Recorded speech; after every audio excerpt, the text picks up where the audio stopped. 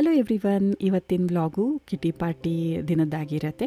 ನಾವು ಈ ಸರ್ತಿ ಟಾಪಿಕ್ ಅನ್ನೋ ರೆಸ್ಟೋರೆಂಟಲ್ಲಿ ಕಿಟಿ ಪಾರ್ಟಿನ ನನ್ನ ಫ್ರೆಂಡ್ ಅರೇಂಜ್ ಮಾಡಿದರು. ತುಂಬ ಚೆನ್ನಾಗಿತ್ತು ರೆಸ್ಟೋರೆಂಟ್ ಬಂದು. ಇದು ಬನಶಂಕರಿ 6th ಸ್ಟೇಜಲ್ಲಿ ಬರುತ್ತೆ, ಅಂದರೆ ಆರ್ ಆರ್ ನಗರ ಹತ್ತಿರ. ತುಂಬ ಚೆನ್ನಾಗಿದೆ ಆ್ಯಂಬಿಯನ್ಸ್ ಎಲ್ಲ.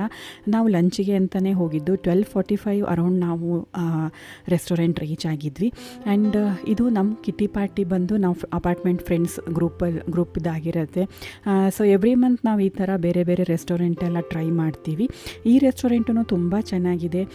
ಕ್ರಿಸ್ಮಸ್ ಇರೋದ್ರಿಂದ ಕ್ರಿಸ್ಮಸ್ ಥೀಮಲ್ಲಿನೇ ರೆಸ್ಟೋರೆಂಟನ್ನು ಡೆಕೋರೇಟ್ ಮಾಡಿದರು.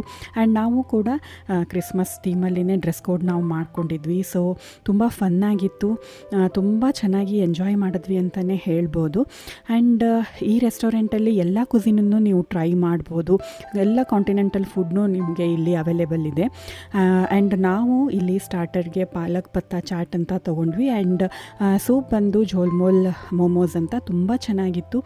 ಪಾಲಕ್ ಪತ್ತ ಚಾಟ್ ಇಲ್ಲಿದು ಸ್ಪೆಷಾಲಿಟಿ ಅಂತೆ. ಆ್ಯಂಡ್ ನಮ್ಮ ಫ್ರೆಂಡ್ ಒಂದೆರಡು ಗೇಮ್ಸ್ ಕೂಡ ಆಡಿಸಿದ್ರು, ಫನ್ನಾಗಿತ್ತು.